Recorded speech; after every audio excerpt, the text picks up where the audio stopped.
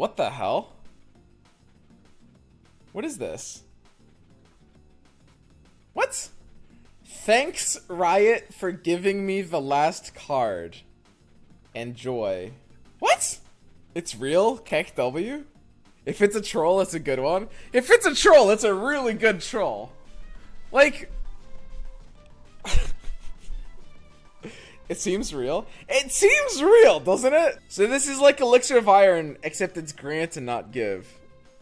So... it's basically paying 1 mana for the Elixir of Iron to keep the health. Isn't this terrible? Patch notes out? Yo, let's go. Okay, guys, the patch notes have arrived. Call of the Mountain. Hang on. I'll go back up. We're gonna read the actual patch notes first. I have to. Fury of the North. Absolutely destroyed. Back down to a 3/4.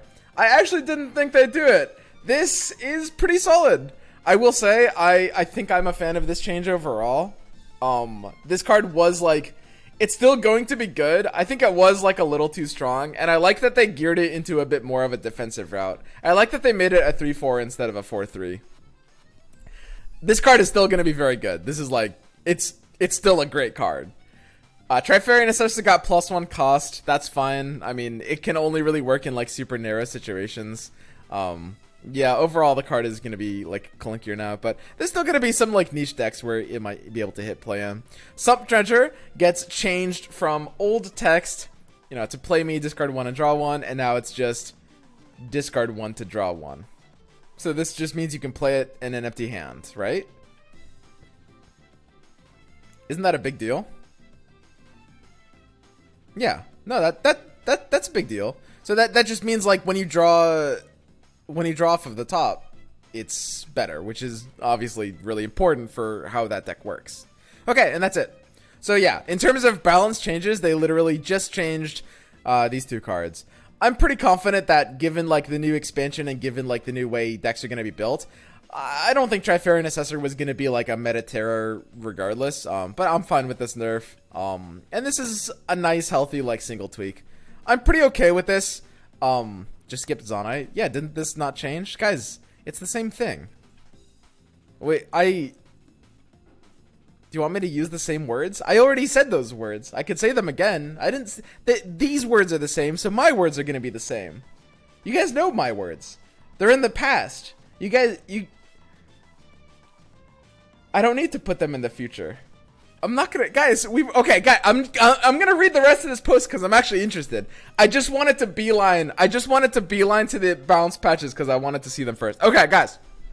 Here we go. I'm trying to be like a bit better, you know, of a reader. I want the ability to do kind of like readings, like, you know, ASMR readings. The Call of the Mountain expansion arrives with a new region, Targon, as well as 89 collectible cards, 7 champions, and a variety of new features and content across the game. Try out new champions and strategies to discover Targon Lab or pioneer your own path upon the mountain. Call of the Mountain arrives with patch 1.8, which will be playable at approximately 1 a.m. PT, August 26.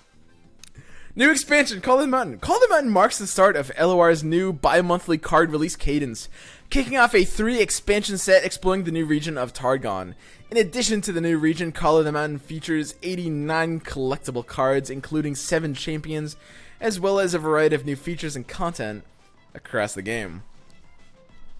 Targon. On the towering mountain, cosmic beings lend their might to mortals. Astral dragons soar beyond the sky, and tribes of the faithful devote themselves to the sun and moon. Playing Targon endows you with the ability to raise your units to new heights. You win by reaching the apex of your power and confronting enemies with awesome force. Align yourself with the Celestial, and the stars themselves will ordain your victory. Call of the Mountain features 51 collectible cards from Targon, including the champions Leona, Diana, Aurelion Sol, and Tarek. The remaining 38 cards are spread across the existing regions, with the focus on Freljord, Ionia, and Shadow Isles. Ah yes! Ah yes! My favorite 3 regions that have just been so sad that I look back and I think to myself, in the past like 8 months, man, what are 3 regions that just have never really had their time? What are 3 regions that, you know, have just never really made sense and just always needed a little more help? And their new champions, Trundle, Lulu, and Nocturne. The next 2 expansions will follow in October and December, each featuring 14 collectible cards, including 3 champions. And by the time the 3rd expansion is released and Call of the Mountain set is complete, all the regions, including Targon, will have an equal share of champions and a near equal share of other cards. We've revealed the cards of Call of the Mountain over the past few weeks, but starting today, you can head to one of the sites below to see the full roster of the new cards in Targon and Call of the Mountain. So presumably, this means we'll be able to start deck building on Mobalytics. Like, they should have all the new cards. I should know this before I say it. I think they have all the new ones right now, though. Region Road updates. Targon joins the regions of Runeterra with its own Region Road, and the roads for Freljord, Ionia, and Shadow Isles have been extended, so you can pursue all the new champions and cards in the Call of the Mountain. Targon Region Road added, featuring 20 levels. Note, the Targon Regional card back will be arriving with the October expansion. Freljord, Ionia, and Shadow Isles Region Roads extended from 25 to 29 levels. New levels for existing regions will only drop Call of the Mountain cards until you unlock them all. From patch 1.8, levels 1 through 25 on all existing roads can now drop Call of the Mountain cards, and levels added in Rising Tides are no longer entered onto the Rising Tides cards. Bilgewater's Region Road now benefits from the XP boost level system, which allows you to earn extra XP towards completing early Region Road levels. And from patch 1.8, the first 12 levels on Bilgewater Road will multiply XP applied towards them by 50%. Same as something else, something, nobody cares. New lab, Discover Targon. In this pre-constructed lab, choose one of 6 decks packed with new cards and strategies from Targon. You can choose Friends Forever, in which you'll be able to bring your support units to the foray as you overcome your foes with the power of friendship. Okay, Taya. Crystalline Strength. Combine Noxian forces with Targonian buffs to overwhelm your enemies and secure victory. Blaze of Glory. Dazzle your opponent with an unrelenting assault from your Daybreak units. Align the Stars. Unleash the power of Targon's dragons and celestial units as you find your destiny in the stars.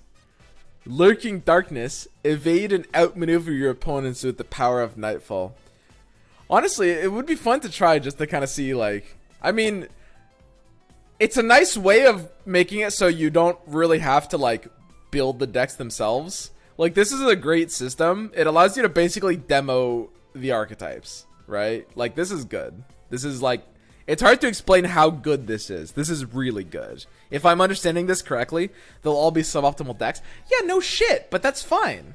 There's nothing really wrong with that. You get to play the archetype, and then if you want to, you can craft the cards and then try to optimize the deck. Star Ramp. Harness the Freljord's natural magic as you accelerate towards Targon's game-ending threats. It's for new players. Yeah, I mean, it's not even necessarily new players. It's for, like, returning players. It's for players that haven't been fucking no-lifing this game for 4 months and who don't have, like, a fuck ton of, like, wild cards saved up because of it. Like, anyone who doesn't have a shit ton of wild cards will be really happy about this. This is great. Like, this is a really great system. Dev notes. Balance and Call of the Mountain.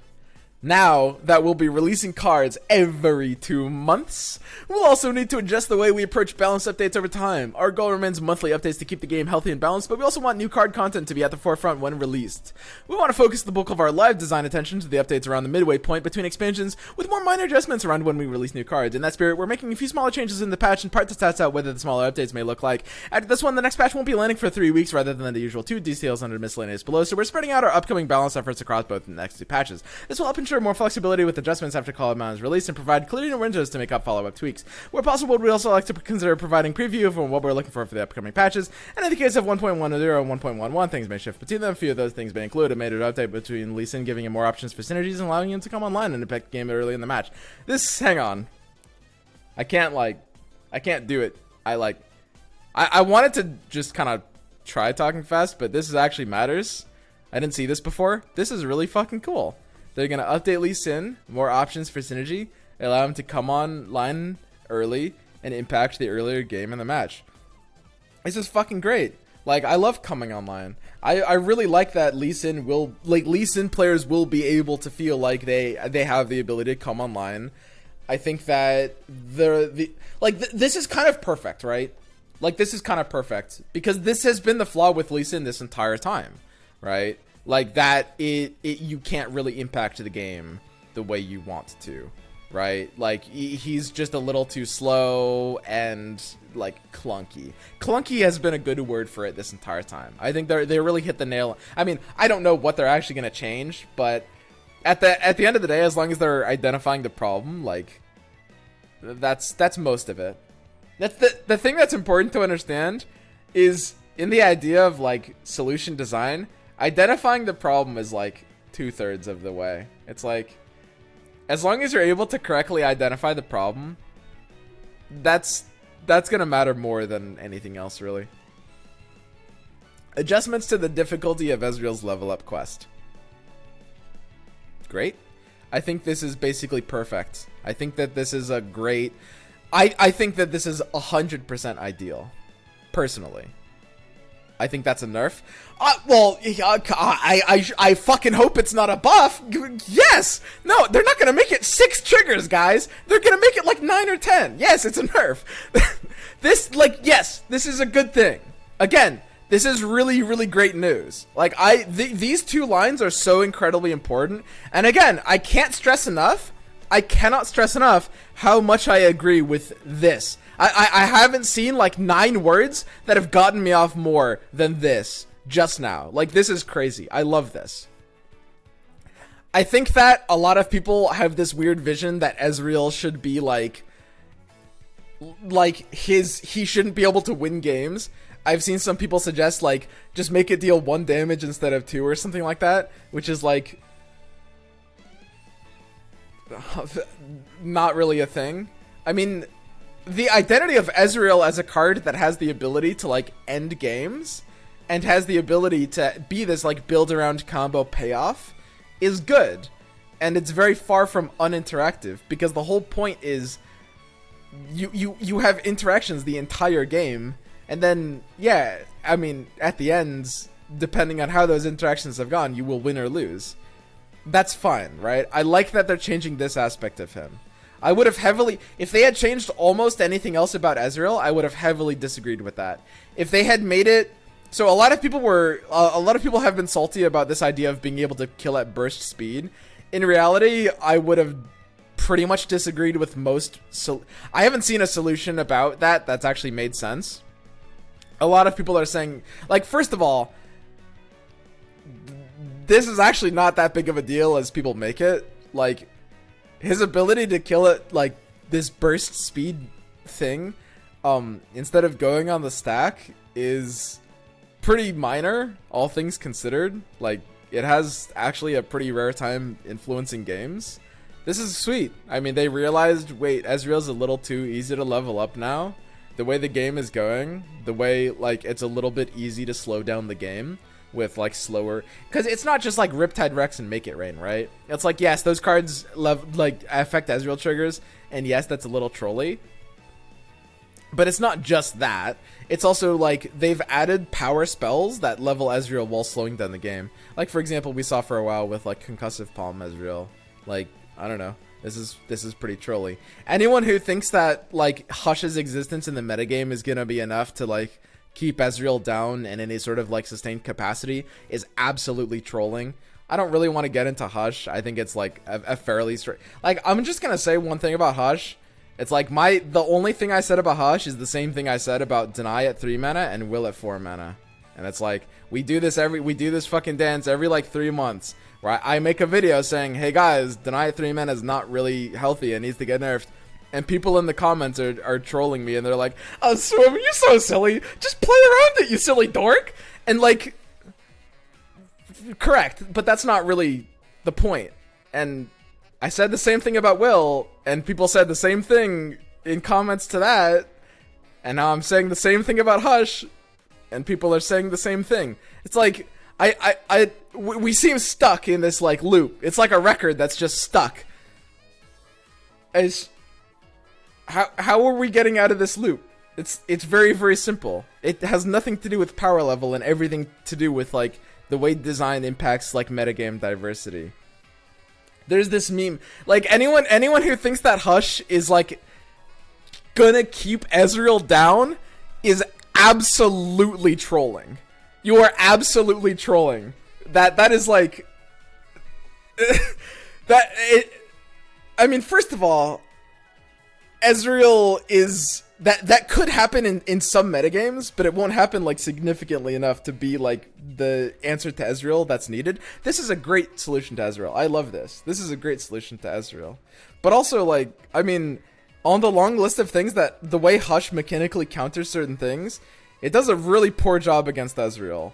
Like, there's a lot of strategies that Hush will fuck up and like make bad. Like, for example, They Who Endure. They Who Endure is like a dead concept, but like Ezreal is very low on the list of things.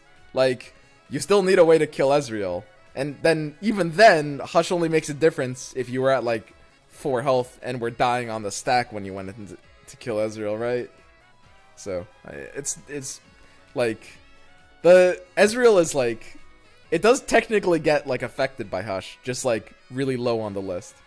Anyway, adjustments to Yordle Grifter's Allegiance effect. But that's all in the future, so for now we hope you enjoyed the updates below and the rest of the Calling Mountain. And I'm perfectly happy with that. This is actually pretty great.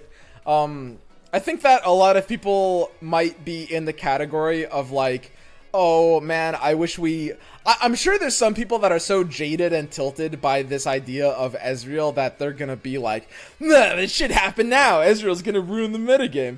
And honestly, that's kind of silly. It's like, I mean, I think that Ezreal is A, an acknowledgeable problem, and B, in some discussions, pretty overstated. Like, yeah, I don't know. It's not like the most pressing issue ever. They're adjusting it, and reasonably speaking, at the start of like the new patch, there's going to be a lot of diversity regardless, right? Like, at the start of a new patch, like, people aren't really going to be jamming Ezreal. My concern was like, if they weren't changing Ezreal, we might end up in like an Ezreal meta like a month from now. But that's not going to happen right away, and they'll probably change it like literally by then, right? When was this? 1.11 and 1. So do we know? So this is saying the next patch is 3 weeks. Is that this? Is that this next patch, or is that different?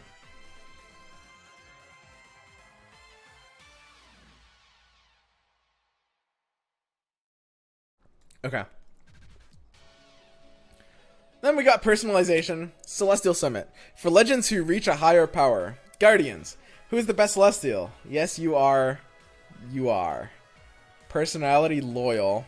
Hobby chasing stars. That's pretty adorable. I like that animation where it's like chomping on like a bone constellation. That's real cute. Card backs, emotes.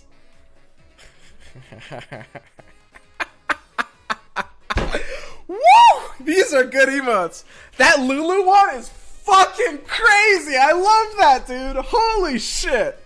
That is such a good emote. I am literally in love with this Lulu emote. That is so good. That is so good. I'm not that big of a fan of like this one, the Tarek, and as much as I like the Kaiba meme for Nocturne, I will have to say the Nocturne one is fairly low tier. It's like, I get it. It's a funny meme that, you know, we all enjoyed when we were like, you know, 7 years old watching Yu-Gi-Oh! But it's like, you just, in terms of like how the art is and the expressionality behind it, it's pretty low down there. And then we've got Diana, who's like, okay, how do we use this? See, here's the problem with this emote, which is like, isn't it kind of just the worst Ezreal emote? It's like people will run this over Ezreal at the start because it's novel and people want to try it out. But, I mean, Ezreal is just objectively better. It definitely has to be, so...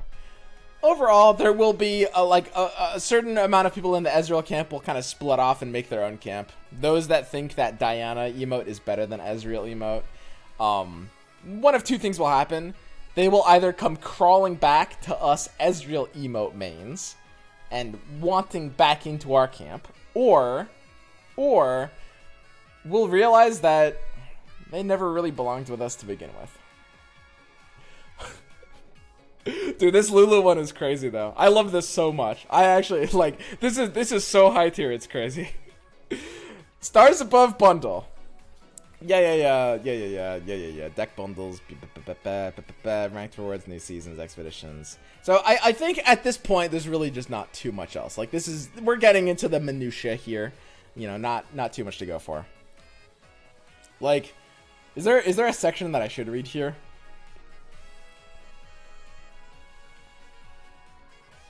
Not really, right? Read Miscellaneous. For those who saw Tarek's preview, we originally clarified in community discussion that his spell duplication ability would work with Playful Trickster, potentially creating an infinite value change. We've since updated Tarek's text and functionality to prevent this interaction and potential other ones like it. This is not surprising at all. I was personally extremely surprised when we had developer confirmation that that was a combo in the game.